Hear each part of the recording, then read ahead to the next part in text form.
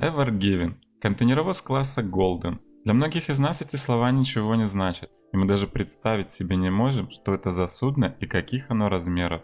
В этом видео вы узнаете, насколько он огромный, как же сумели его развернуть и освободить пробку в Суэцком канале, и какие теперь будут последствия. Напомню, что 23 марта 2021 года контейнеровоз Ever Given во время следования из Малайзии в Нидерланды при проходе Суэцкого канала сел на мель. Судно попало в сильную песчаную бурю со скоростью ветра до 74 км в час. Оно потеряло управление и врезалось носом в боковую стенку канала, и при этом его развернуло, перегородив весь канал. При использовании Суэцкого канала маршрут составляет 10 тысяч морских миль, это примерно 18,5 тысяч километров. При средней скорости движения путь займет 25 дней. Существует второй маршрут вокруг мыса Доброй Надежды, это 13,5 тысяч морских миль, то есть 25 тысяч километров, и этот путь займет 34 дня.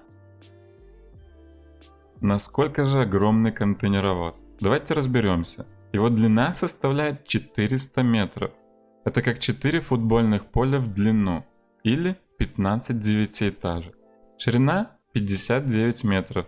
Примерно 20-этажный дом. Морской грузовик способен перевезти 20 тысяч контейнеров. Это порядка 6 тысяч трехкомнатных квартир. Валовая вместимость судна 219 тонн. У всех возникает вопрос. Как же можно сдвинуть с места такое гигантское судно? Первое, что понадобится, это экскаватор, который делает подкоп под носовой частью, и буксиры, которые пытаются сдвинуть судно с места. Было задействовано 4 экскаватора, они работали с берега, и 14 буксиров, которые пытались развернуть корабль. К сожалению, этого оказалось недостаточно, и поэтому спасатели перешли ко второй части – углубление дна.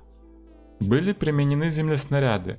Эти большие механизмы опускают ковши на глубину и вычерпывают со дна осадки, которые потом выгружают на берег. При помощи 2 землеснарядов удалось откачать 9000 тонн водяного балласта. Было выкопано 27 тысяч кубометров песка из-под носовой части. Работы были затруднены чередой приливов и отливов, а также сильным ветром.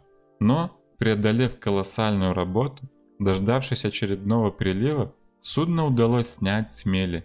В случае, если бы предпринятые меры не увенчались успехом, остался бы последний вариант – разгрузить судно и слить топливо, чтобы повысить его плавучесть. Однако такая операция могла оказаться сложной, дорогостоящей и продолжительной. Снимать судно кранами 20 тысяч морских контейнеров могло оказаться тяжелейшей задачей. Доставить такие краны контейнеровозу было бы весьма сложно. К тому же в процессе разгрузки могла произойти разбалансировка, что теоретически грозило бы судну разломом. В данный момент судно находится в Большом Горьком озере на проверке на наличие повреждений и для дальнейших разбирательств происшедшего. Экономические последствия. Блокировка канала обошлась для мировой экономики в сумму 9,6 миллиарда долларов в день. У северного и южного входа в канал ожидают 450 кораблей. Учитывая, что пропускная способность канала 50 кораблей в сутки, то им еще придется подождать своей очереди. В более чем миллиард долларов Египет оценил потери дохода канала за время приостановки его работы.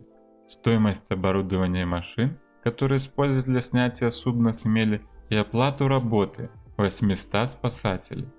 Власти предупредили, если затраты канала не компенсируют, гигантский корабль вместе с грузом на 18 тысяч контейнеров стоимостью 3,5 миллиарда долларов не смогут покинуть Египет. На что владелец Ever Given согласился заплатить за блокировку Суэцкого канала.